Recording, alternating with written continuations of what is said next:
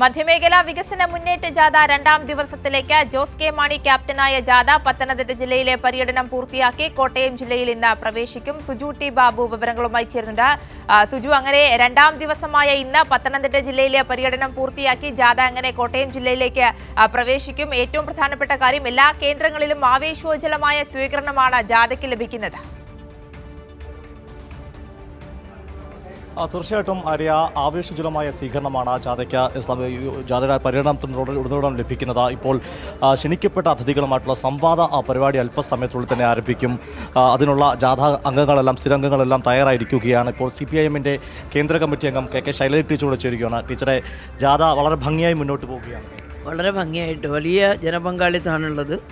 ജനങ്ങൾ വലിയ പ്രതീക്ഷയിൽ തന്നെയാണ്. കാരണം കഴിഞ്ഞ 10 വർഷക്കാലം ഇടതുപക്ഷ ജനാധിപത്യ മുന്നണി കേരളത്തിൽ നടപ്പിലാക്കിയിട്ടുള്ള വികസന ക്ഷേമ പ്രവർത്തനങ്ങൾ ഈ നാടിൻ്റെ, ഈ കേരള സംസ്ഥാനത്തിൻ്റെ എല്ലാ ഭാഗത്തും എത്തിച്ചേർന്നിട്ടുണ്ട്. ഞങ്ങൾ പറയുന്നത്, ഇന്നിപ്പം സമൂഹത്തിലെ പ്രമുഖരായിട്ടുള്ള തൊഴിലാളികൾ, കർഷകർ, അതുപോലെ വ്യവസായികൾ എല്ലാവരുടെയും പ്രതിനിധികളുമായിട്ട് രാവിലെ ഒരു ചർച്ച നടത്തുകയാണ്. എല്ലാ ജാഥയിലും അങ്ങനെയാണ്. അപ്പോൾ അതിലുയർന്നു വരുന്ന നിർദ്ദേശങ്ങളുണ്ട്. അതുപോലെ ബഹുജനങ്ങളിൽ നിന്നാകെ നിർദ്ദേശങ്ങൾ സ്വീകരിക്കുന്നുണ്ട്. ആ നിർദ്ദേശങ്ങളും കൂടി ചേർത്തുകൊണ്ട് കേരളത്തിന് ചെയ്യാൻ കഴിയുന്നതിൻ്റെ മാക്സിമം കാര്യങ്ങൾ വരാനിരിക്കുന്ന മൂന്നാമത് ഇടതുപക്ഷ ജനാധിപത്യ മുന്നണി ഗവൺമെൻറ് നിർവഹിക്കും എന്നുള്ളതാണ് സൂചിപ്പിച്ചിട്ടുള്ളത്. അങ്ങനെയാണ് മാനിഫെസ്റ്റോ തയ്യാറാക്കുക. ഒരുപാട് നല്ല അഭിപ്രായങ്ങൾ, ചെയ്തിട്ടുള്ള കാര്യങ്ങളെ അംഗീകരിച്ചുകൊണ്ടും വരാനിരിക്കുന്ന കാര്യങ്ങളെ ആവശ്യപ്പെട്ടുകൊണ്ടും സൂചിപ്പിച്ചുകൊണ്ടും നാനാ തുറകളിൽ നിന്നും നിർദ്ദേശങ്ങൾ ലഭ്യമാകുന്നുണ്ട്. അതെല്ലാം ചേർത്തുകൊണ്ടാണ് LDF-ൻ്റെ അടുത്ത മാനിഫെസ്റ്റോ തയ്യാറാക്കുക എന്നാണ് ഞങ്ങൾ പറഞ്ഞിട്ടുള്ളത്. അപ്പോൾ വലിയ പ്രതീക്ഷയോടുകൂടി യുവാക്കളും സ്ത്രീകളും പ്രായം ചെന്നവർക്ക് വേണ്ടിയായിരുന്നല്ലോ കഴിഞ്ഞ ബഡ്ജറ്റ് അവതരിപ്പിച്ചിരുന്നത്. ഒരു ഓൾഡ് ഏജ് ഫ്രണ്ട്ലി ആയിട്ടുള്ള ബഡ്ജറ്റാണ് അവതരിപ്പിച്ചിരിക്കുന്നത്. അപ്പോൾ അത് അവരെല്ലാവരും, എല്ലാ വിഭാഗം ആളുകളും പ്രതീക്ഷയോടുകൂടി തന്നെ ഇടതുപക്ഷ ജനാധിപത്യ മുന്നണിയെ നോക്കിക്കാണുന്നു. അത്തരം കാര്യങ്ങളാണ് ഞങ്ങൾ ഈ ജാഥയിലാകെ പ്രചരിപ്പിക്കുന്നതും. വികസന നേട്ടങ്ങൾ പറയുന്നതോടൊപ്പം തന്നെ ജനങ്ങളുടെ ഒരു പ്രോഗ്രസ് റിപ്പോർട്ട് ഏറ്റുവാങ്ങുകയാണല്ലേ? തീർച്ചയായിട്ടും ഞങ്ങൾ ഏതഭിപ്രായവും സ്വീകരിക്കും. ഞങ്ങൾ ചെയ്തതിൽ എന്തെങ്കിലും പോരായ്മയുണ്ടോ, ഞങ്ങൾക്ക് അത് പറയുന്നതിന് മടിയില്ലല്ലോ. കാരണം ഞങ്ങൾ ആസൂത്രണം ചെയ്തിട്ടുള്ളത് മുഴുവൻ ഈ നാട്ടിലെ ജനങ്ങൾക്ക് വേണ്ടിയാണ്, കേരളത്തിൻ്റെ പ്രശ്നങ്ങൾ പരിഹരിക്കാൻ. കേന്ദ്ര ഗവൺമെൻറ് വല്ലാതെ ശ്വാസം മുട്ടിക്കുമ്പോഴും ഇച്ഛാശക്തിയോടുകൂടി തനത് വരുമാനം വർദ്ധിപ്പിച്ചും കൃത്യമായ പ്ലാനിംഗ് നടത്തിയും ജനപിന്തുണയോടുകൂടി പിടിച്ചു നിന്നിട്ടുള്ള ഗവൺമെൻറ്റാണിത്. അപ്പോൾ കഴിഞ്ഞ ഒന്നാം പിണറായി സർക്കാരിൻ്റെ കാലത്ത് മഹാപ്രളയങ്ങളുണ്ടായിരുന്നു. അതുപോലെ തന്നെ ഓഖി ചുഴലിക്കൊടുങ്കാറ്റുണ്ടായിരുന്നു, നിപ്പ, കോവിഡ്, ഇതൊക്കെ വന്നിരുന്നു.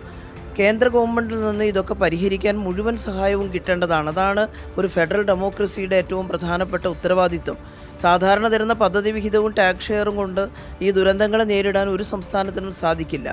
മറ്റ് പല സംസ്ഥാനങ്ങൾക്കും ദുരന്തങ്ങൾ ഉണ്ടായപ്പോൾ അത് പരിഹരിക്കാൻ അവർക്ക് ഇഷ്ടമുള്ളിടത്ത് കാശ് കൊടുത്തു. ഇഷ്ടമുള്ളിടത്ത് കൊടുക്കലല്ലോ പതിവ്.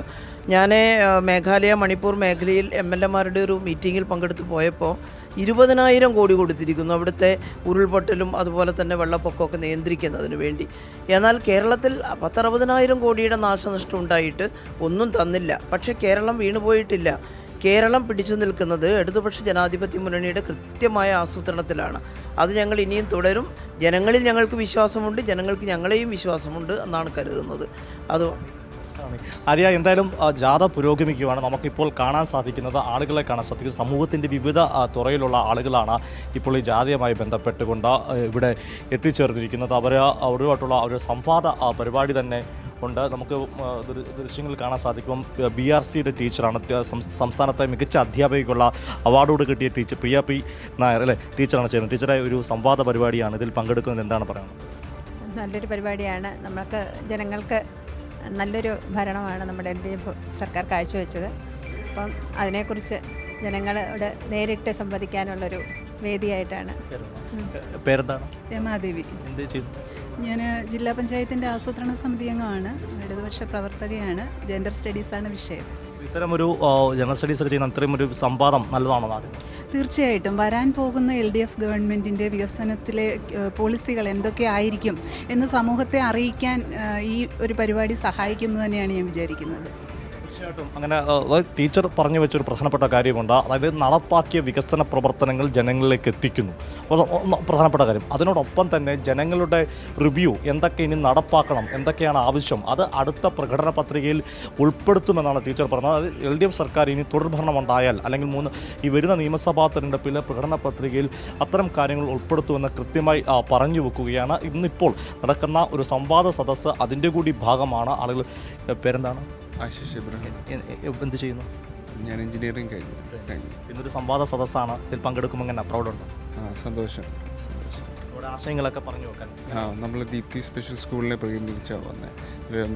വികലാംഗമുള്ള കുഞ്ഞുങ്ങൾക്ക് വേണ്ടിയുള്ള വികസനങ്ങളും അവർക്ക് വേണ്ടിയുള്ള സാമൂഹിക കൂട്ടിച്ചേർച്ചയ്ക്ക് വേണ്ടി അത് പറയാനുള്ളത്. അതിനെന്ത് സർക്കാർ നടത്താൻ പറ്റുന്നല്ലേ? അത് കൂടെ നമുക്ക് എങ്ങനെ കുഞ്ഞുങ്ങൾക്ക് വേണ്ടി അവരുടെ സമൂഹത്തിലേക്ക് എങ്ങനെ മുന്നോട്ട് കൊണ്ടുവരാൻ വേണ്ടിയാണ്. തീർച്ചയായിട്ടും ഒരു ഡിഫറൻ്റ്ലി ഏബിൾഡ് ആയൊരു സ്കൂളിൻ്റെ പ്രതിനിധി കൂടിയാണ് അദ്ദേഹം.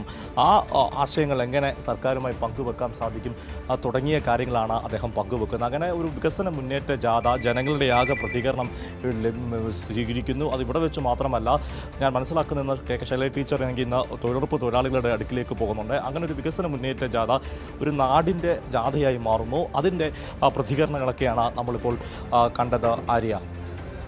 ശരി, അങ്ങനെ ജോസ് കെ മാണി ക്യാപ്റ്റനായ മധ്യമേഖലാ വികസന മുന്നേറ്റ ജാഥ 2ാം ദിവസത്തിലേക്ക് കടന്നിരിക്കുകയാണ്. പത്തനംതിട്ട ജില്ലയിലെ പര്യടനം പൂർത്തിയാക്കി ജാഥ ഇന്ന് കോട്ടയം ജില്ലയിലേക്ക് പ്രവേശിക്കും. സുജൂട്ടി ബാബുവാണ് വിവരങ്ങൾ നൽകിയത്.